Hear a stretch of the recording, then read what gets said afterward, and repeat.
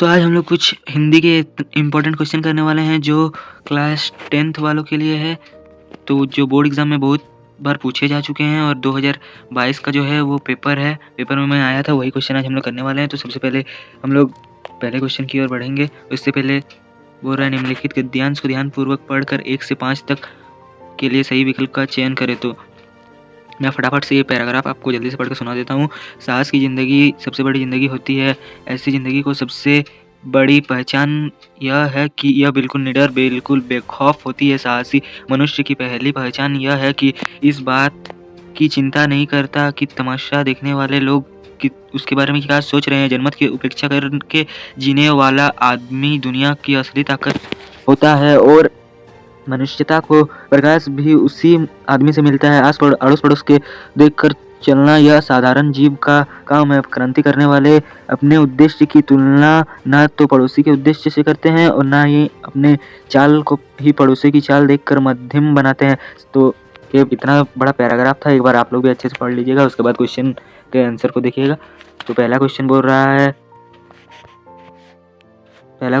है साहस की ज़िंदगी सबसे बड़ी क्या है। साहस की ज़िंदगी सबसे बड़ी ज़िंदगी है। ऑप्शन नंबर 2 इसका सही हो जाएगा। दूसरा नंबर क्वेश्चन बोल रहा है जनमत की उपेक्षा करके जीने वाले आदमी दुनिया की असली क्या होते हैं। तो दुनिया की असली ताकत होते हैं। इसका ऑप्शन नंबर ए करेक्ट हो जाएगा, दुनिया के असली। तीसरा नंबर क्वेश्चन बोल रहा है मनुष्य की पहली पहचान यह है कि वो किसी के बारे में चिंता नहीं कर सकता। तो इसका ऑप्शन नंबर हो जाएगा 4, ऑप्शन नंबर 4 साहसी, ऑप्शन नंबर डी इसका करेक्ट आंसर हो जाएगा। 4 नंबर क्वेश्चन बोल रहा है जनमत शब्द का कौन सा समास है। जनमत, जन और मत, जनमत शब्द में हो जाएगा आपका, जनमत में हो जाएगा हम लोग का तत्पुरुष समास। 5वां नंबर क्वेश्चन बोल रहा है आस पड़ोस को देखकर चलना यह कैसा जीव का काम है। आस पड़ोस को देखकर चलना एक करेक्ट हो जाएगा।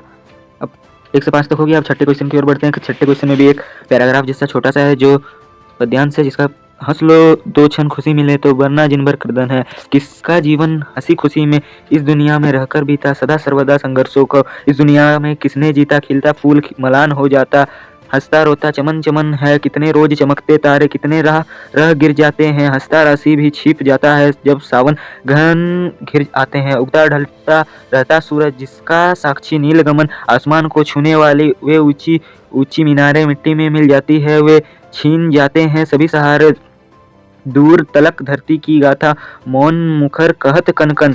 ये पैराग्राफ मैंने पढ़ दिया है। अब छठा क्वेश्चन की ओर चलते हैं। छठा क्वेश्चन बोल रहा है हंस लो 2 क्षण खुशी मिले वरना जीवन भर कर्दन है। ऑप्शन नंबर 20 का करेक्ट हो जाएगा। 7वां क्वेश्चन बोल रहा है दूर तलक किसकी गाथा है। दूर तलक किसकी गाथा है, धरती की गाथा है। दूर तलक एक धरती की गाथा है। 8 नंबर बोल रहा है नील गगन एक शब्द है नीलांबर का। नील गगन ऑप्शन नंबर 20 का करेक्ट हो जाएगा, नीलांबर का। खिलता फूल क्या हो जाता है, खिलता फूल मलान हो जाता है। ऑप्शन नंबर ए इसका करेक्ट हो जाएगा। 10 नंबर बोल रहा है जब सावन घर घिर जाते तब कौन छिप जाता है। राशि, कौन सा राशि होगा। ऑप्शन नंबर हो जाएगा, ऑप्शन नंबर 20 का करेक्ट हो जाएगा, मतलब 2 राशि। 11 नंबर क्वेश्चन बोल रहा है निम्न में से किस किस वाक्य में आकर्मक क्रिया है। बच्चा खेल रहा है, बच्चा पुस्तक पढ़ रहा है, माँ भोजन बना रही है, पिताजी रेडियो सुन रहे हैं। ऑप्शन नंबर ए इसका करेक्ट आंसर हो जाएगा। 12 नंबर क्वेश्चन बोला निम्न में से कौन सा वाक्य सकर्मक क्रिया है। सकर्मक क्रिया जिसके बस क्रिया है, सकर्म काम है। चिड़िया उड़ रही है, वो पढ़ रहा है, मैं खेल रहा हूँ, वो रोटी बना खा रही है। ऑप्शन नंबर इसका सी हो जाएगा करेक्ट आंसर, मतलब तीसरा नंबर ऑप्शन सही आंसर हो जाएगा। 13 नंबर क्वेश्चन बोल रहा है गुरु का एक अर्थ होता है शिक्षक और दूसरा अर्थ होता है अध्यापक। ऑप्शन नंबर इसका बी मतलब ए करेक्ट हो जाएगा। 14 नंबर क्वेश्चन बोल रहा है निम्न में कौन श्वेत का अनेकार्थक शब्द नहीं है। श्याम, श्याम मतलब होता है काला। 15 नंबर क्वेश्चन बोल रहा है आजीवन कौन सा समास है। आजीवन, आजीवन ऑप्शन नंबर 20 का करेक्ट आंसर हो जाएगा अव्ययभावी समास। रचना के आधार पर वाक्य को कितने भागों में बांटा गया है। रचना के आधार पर वाक्य को 3 भागों में बांटा गया। ऑप्शन नंबर ए इसका करेक्ट आंसर हो जाएगा। 17 नंबर क्वेश्चन बोल रहा है मेरी इच्छा है कि मैं डॉक्टर बनूं। ये कौन सा वाक्य है। यह ऑप्शन नंबर इसका बी हो जाएगा संयुक्त वाक्य, क्योंकि यहाँ की वगैरह है इसीलिए। 18 नंबर क्वेश्चन बोल रहा है पिताजी के द्वारा अखबार पढ़ा जाता है। ये कौन सा वाक्य है। कर्मवाच्य। ऑप्शन नंबर बी इसका हो जाएगा करेक्ट आंसर, कर्मवाच्य। 19 नंबर क्वेश्चन बोल रहा है विद्यालय घर के निकट है। ऑप्शन नंबर ए करेक्ट हो जाएगा इसका। वाक्य कितने प्रकार के होते हैं। वाक्य सरल रूप से तीन प्रकार के होते हैं, मतलब रचना के आधार पर वाक्य 3 भागों में बांटे गए हैं।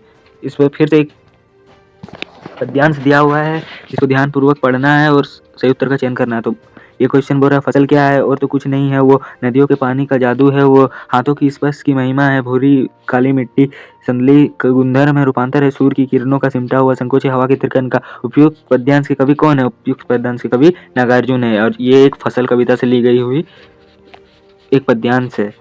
फसल किसका जादू है? फसल नदियों के पानी का। ऑप्शन नंबर सी इसका करेक्ट हो जाएगा, नदियों के पानी का। फसल किसका जादू है? नदियों के पानी का। फसल किसका गुणधर्म है? मिट्टी का गुणधर्म है फसल, मिश्रित मिट्टी का। ऑप्शन नंबर बी इसका करेक्ट आंसर हो जाएगा। फसल किसका रूपांतर है? फसल जो है सूर्य की किरणों का रूपांतर है। सूरदास की काव्य भाषा हमेशा होती है ब्रज भाषा। 25 नंबर आंसर हो जाएगा इसका। 26 नंबर क्वेश्चन बोल रहा है गोपियों ने किसे भाग्यवान कहा है? गोपियों ने उद्धव को भाग्यवान कहा है।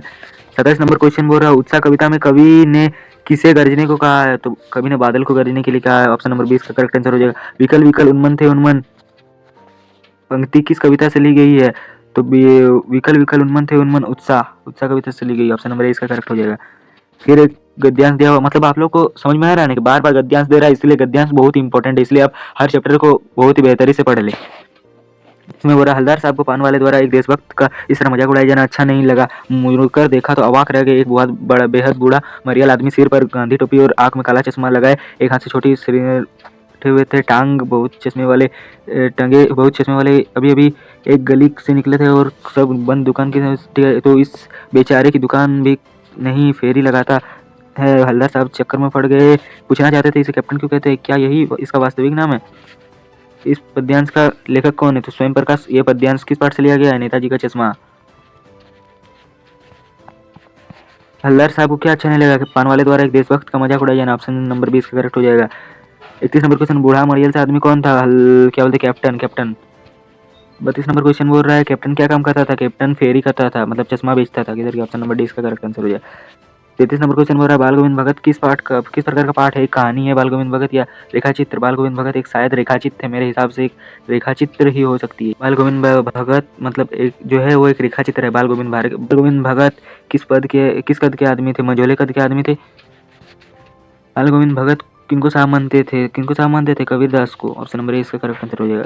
36 नंबर क्वेश्चन बोल रहा है बाल गोविंद भगत की संगीत साधना का चरम उत्कर्ष किस दिन देखा गया? जब उसके बेटे की मृत्यु हो गई थी, जब उस दिन मेरे। ऑप्शन नंबर डी इसका करेक्ट आंसर हो जाएगा।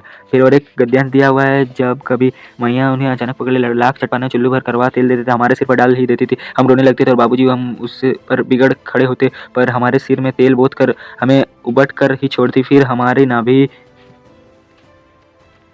और लीलार में काजल की बिंदी लगाकर चौथी गुथती और उसमें फूलदार लट्टू बांधकर रंगीन कुर्ता टोपी पहना देती, हम खासे कहियां बुनकर बाबूजी ने की गोद में सिसकते सिसकते बाहर आते। पर पद्यांश के लेखक कौन है? शिवपूजन साहब। ऑप्शन नंबर इसका ए करेक्ट आंसर हो जाएगा।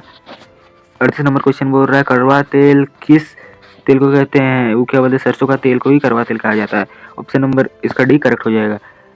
39 नंबर क्वेश्चन बोल रहा है लेखक की माँ कहाँ काजल लगाती थी? लेखक की माँ लांभी और लीलार में काजल लगा देती थी। लेखक किसकी गोद में सिसकते सिसकते बाहर आते थे? बाबूजी की गोद में सिसकते सिसकते बाहर आते थे। तो हमारा वीडियो यहीं पे समाप्त होता है। अब हम लोग नेक्स्ट वीडियो जो है वो शायद मैथ से रिलेटेड ले आने वाले हैं या फिर साइंस, ये दो में से किसी एक का आएगा, तो इसलिए चैनल को लाइक और वीडियो को सब्सक्राइब जरूर कर दें।